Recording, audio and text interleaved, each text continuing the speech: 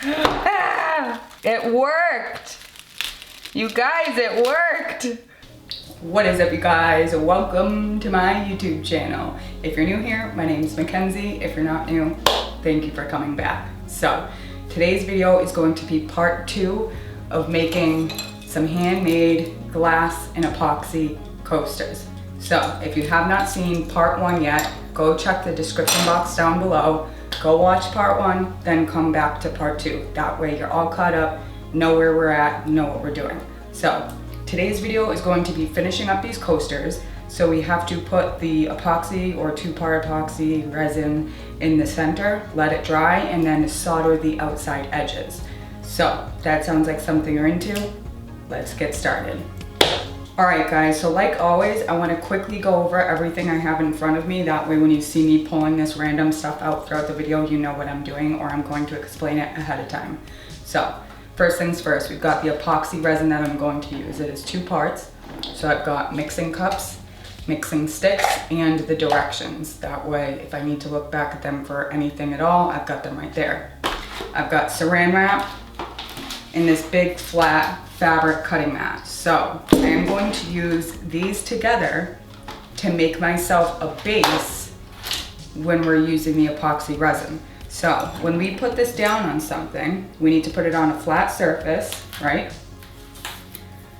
Then we're going to fill our resin inside it until it's flat or even with the top. But resin would stick to this. It'll stick to many things. But word on the block is, it won't stick to cling wrap, and I don't feel like going and buying parchment paper just for this one project. I feel like that's wasteful because I won't use it. So I'm going to try to wrap this board as tight as I can in cling wrap, and the epoxy hopefully will not stick to that. So we've got epoxy, cling wrap, this little board, just because it's an easy flat surface that I'll be able to move around. Obviously our stencil bases. And then I've got a glue gun. So this is one of the most important parts, I think. So what I'm gonna do is take glue gun, or glue, hot glue, and I'm going to outline our entire stencil. That way, when we do stick it down on top of this board with the saran wrap, it is going to kind of squish and stick down in place. That way, once we put our epoxy in, if it does start to leak out on the bottom at all anywhere, hopefully that hot glue will stop it. And we can sand the bottom. The bottom doesn't matter too much. We can always go back in and use a glass paint or something if we really needed to, or if we were bothered by having to sand the bottom. So we're gonna use hot glue to stick them down to our board. That's it. Obviously solder once we're done. But if you guys have any questions on all that stuff for soldering, iron, solder, etc., go check out my soldering school video. So this is it for everything else. Let's get started. All right, guys, so here is the plan. First thing I gotta do is wrap this in saran wrap, and I'm gonna wrap it around in a couple layers just in case we end up ripping through some somehow or whatever. I wanna make sure that we've got a good, smooth base of saran wrap. So once we wrap it in saran wrap, then I'm gonna take these, lightly coat them all around the outside of this stencil in hot glue. Then we can stick them down. Then once they dry, we can think about mixing our resin and adding in some pigments if I want to, which I think I do. I just don't know which one yet. So first thing I gotta do is wrap this in saran wrap as tightly and as neatly as I can.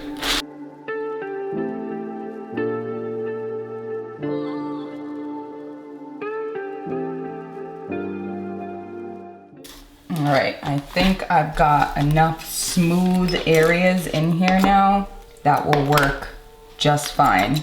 And already the glass wants to stick to the saran wrap so well. So I think that's a good sign. So now we just go to turn on our hot glue gun, let that heat up so we can really stick these down to our base. All right, guys, our glue gun is ready to go. I've already got the baddie stuck down. So I'm just gonna try to work as quickly as I can, getting a good layer, a good light layer of glue around the outside of all of these stencils. And hopefully that will be enough to stop the epoxy from coming out of the bottom and seeping out, if that makes sense. I don't want the epoxy to come out over here. All right, now I'm just gonna do the same for the rest. Lightly coat in glue and stick them down to any flat areas I can find.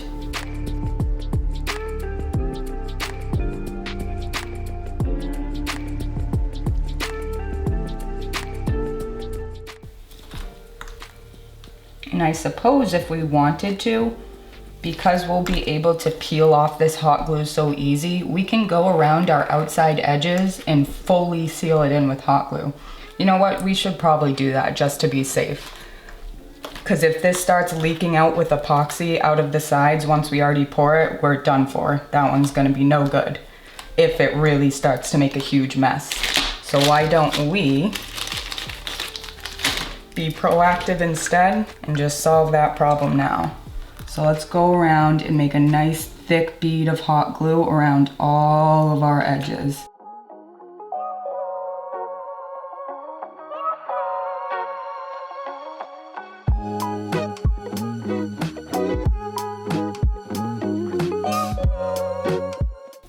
Cool. All right, so I'm gonna unplug my hot glue gun, push this up a little bit, then we can start talking about using some resin and filling in our spots. All right, so we've got our hot glue and our glass pieces drying right here. This is the resin I'm going to be using.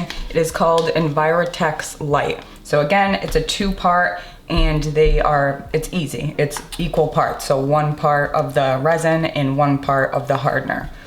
So they need to be double mixed though. So I've always got my directions, no matter how many times I've used this, just to triple check that I'm doing this correctly. Because when you're mixing any type of resin or epoxies, if you do not do it just right, it's not going to cure properly. So with that being said, each one of these, like I said, 1 part is going to go into each cup. So 1 part hardener, 1 part resin. But we have to double mix it. So when we pour our, which one is which here? So our resin needs to be mixed first. We're going to pour 1 part in and we're going to thoroughly mix it for 2 minutes. Then we're going to combine them and thoroughly mix it for another minute. So technically, I guess just the resin needs to be double mixed. So 1 part resin, 1 part hardener. Mix the resin alone for 2 minutes, mix them together for 1 minute. Does that make sense? All right, so I'm gonna keep my directions right here, nice and handy, just in case I need them. And I'm also going to add a little bit of pigment. So these are Rolio mica metallic or pearlescent pigments, and the color I'm going to be using is lilac number 483. So it's a nice light purple color. I've never used pigments in this type of resin or whatever you want to call these before, so we're going to be experimenting together, guys. But first thing I'm going to do is measure out equal parts of both of these. And what's good about measuring cups is you have it right on the side, so you don't have to eyeball anything. You can do it by weight or by measurement. I've got a little paper towel and some measuring or some stirring sticks right here to the side, because you're going to need 2. And let's pour our resin in first. We're not going to need much at all to fill these spaces. It's a very small amount, so that's why I'm just using the rest of these small bottles here.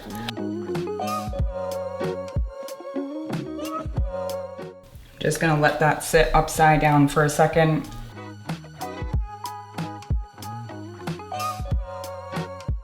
I am trying to get eye level with these because you really gotta be accurate with this stuff, guys. So I'm going down eye level to my cups to make sure we are perfectly even. And we are. Okay, now I'm just gonna pull up a timer on my phone, and we're gonna set the first timer for 2 minutes, and we're going to mix our resin, not the hardener, we're gonna mix our resin for 2 minutes. And you wanna kind of do it gently. If you're doing it super rough and vigorously, the more bubbles you're going to kind of fold into your mixture. So you want to mix it properly, scrape the bottom, scrape the sides, but don't fold in thousands of air bubbles, because those air bubbles are going to be in your end result.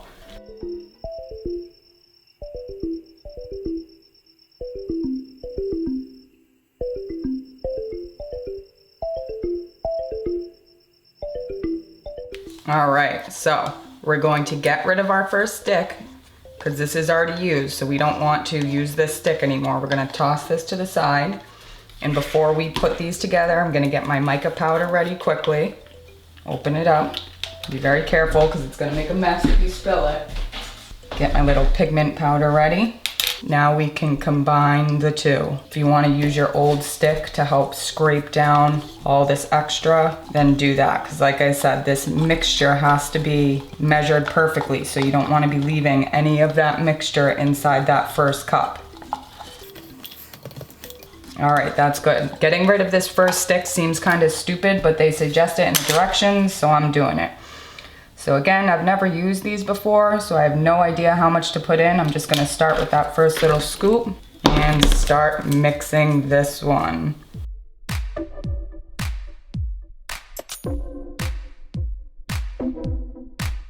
Yep, we only have to mix this one for 1 minute. So now we're good to go. I'm just double checking and making sure that that pigment is thoroughly mixed through. Scraping all my sides one more time. All right, guys, we're good to go. We gotta pour it directly into our project right now. Let's pour it in, guys. I'm excited. Look at how beautiful that metallic pigment looks. Whoa, I poured too quick. That was close, guys. Don't do what I just did. You gotta pour a lot slower than that when you're working with such a small space to fill. Don't worry about any bubbling right this second. We're gonna take care of that. The goal is to get these as even and as flat as possible without overflowing them. I think that's gonna be good enough. This is a lot of bubbles over here. So let's take care of those bubbles. I might need to lift this corner up a tiny bit. All right, I'm going to grab a barbecue lighter so we can take care of all of these bubbles. Is that too bright? There we go.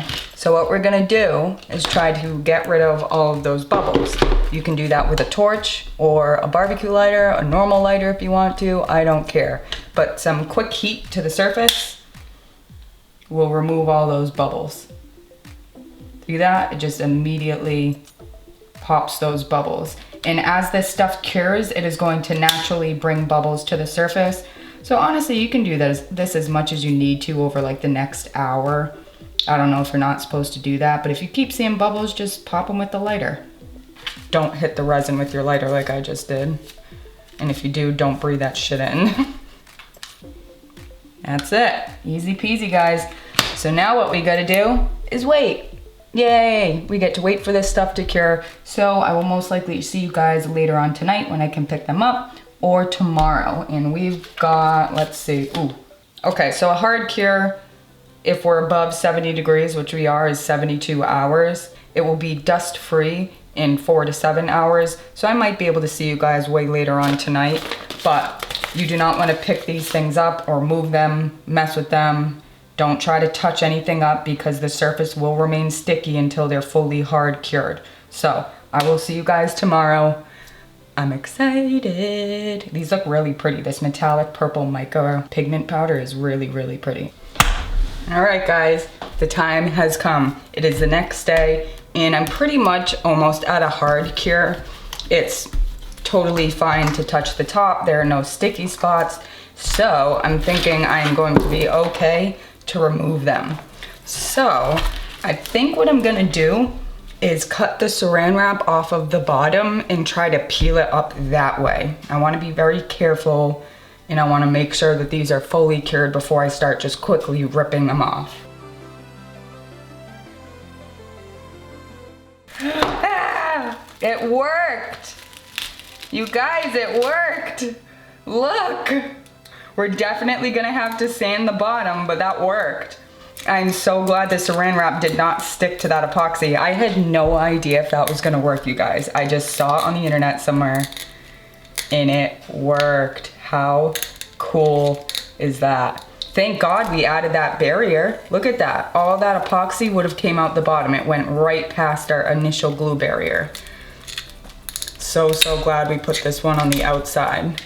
We probably don't even have to sand the bottom if we don't want to, because it's on the majority of the bottom. We might just want to hit the edges a little bit so nothing sticks out, and that way we're able to solder. But that's looking pretty good, guys. That would sit flat on its own. Oh yeah, look at that. Pretty much on every single one, epoxy leaked out. So thank God we did that outer hot glue barrier as a backup.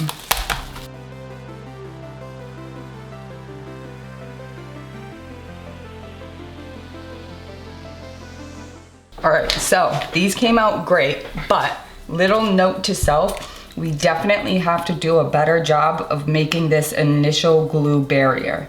This might be a bad idea, but I want to try it. Because the glue barrier is under here, right? So I wonder if we'll be able to peel the epoxy back at all to that glue barrier. Because we need to give ourselves an edge to be able to solder. It is gonna work. Perfect. Okay, so here is my thought process, yeah? So, because we have this inner glue barrier that we initially did, that is going to allow us to peel back this extra outside layer of epoxy. It's not fully hardened yet, so we can pull that layer back. Then, that's gonna give us enough room to lay our copper foil down and solder it. Perfect. So I'm gonna try to do that with all the pieces.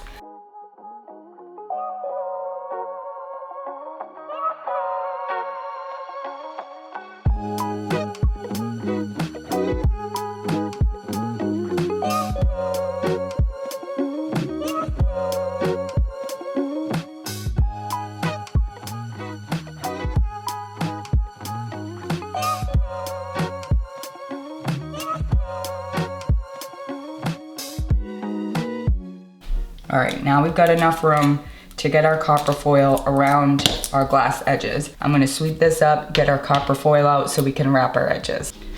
Oh, you guys, I'm so upset right now. Obviously, you can see that all of my pieces are foiled and soldered. I just lost power in my house, which means my camera that wasn't running on a battery got shut off, and I just lost all the footage.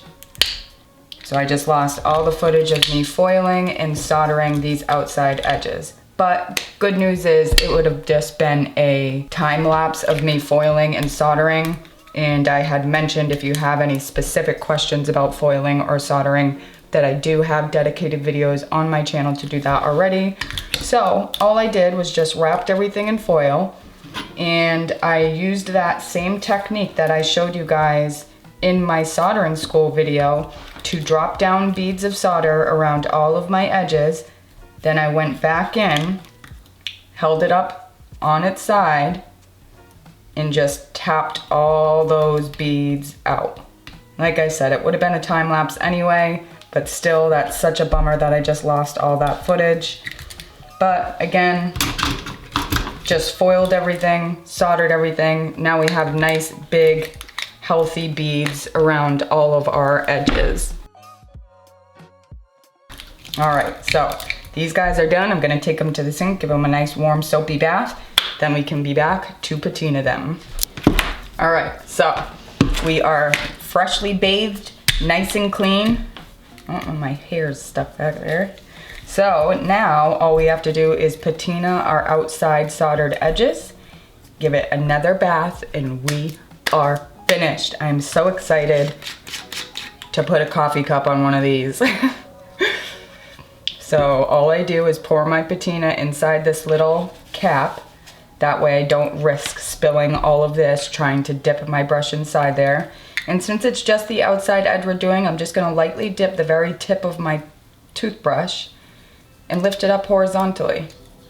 And just coat all the solder in a nice black patina.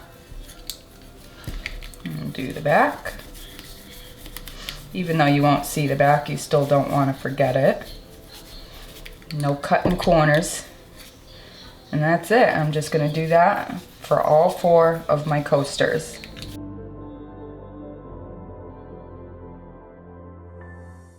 Alright guys, that's it. I'm just going to pour the extra patina back into the bottle, close this up, dry my brush off.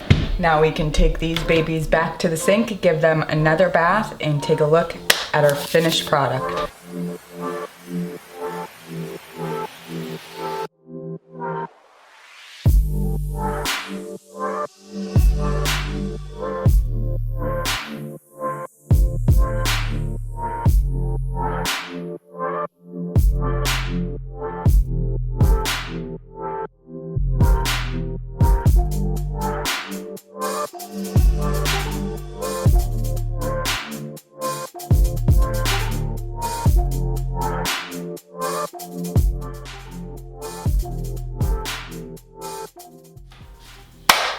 Alrighty, so from just a random idea on a scrap piece of paper to an actual product. It's so much fun. These coasters came out so cute. I'm so happy with them, but they work perfect. They're the perfect size. They sit flat on the table, as you've already seen. I love these. I'm so happy with how they turned out. I hope you guys enjoyed this video. I know so many of you have already commented on my last video that you really would like me to do a blade changing video for just the Taurus Ring Saw 3. So I will definitely do that, but my next glass video I believe is going to be glass shopping. So next video will be glass shopping, then the next glass video after that I will do changing all the blades, separating blades on the Taurus Ring Saw 3. So as always guys, thank you so much for watching. I hope you had as much fun watching this video as I did making it. I had an absolute blast. Of course, I'm going to link everything down below, and if you want to check out my stained glass work and my stained glass business, that will be linked down below too. And if not, I will see you next time. Happy Halloween.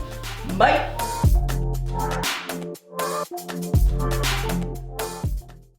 So now I'm just gonna quickly put it. Oh no.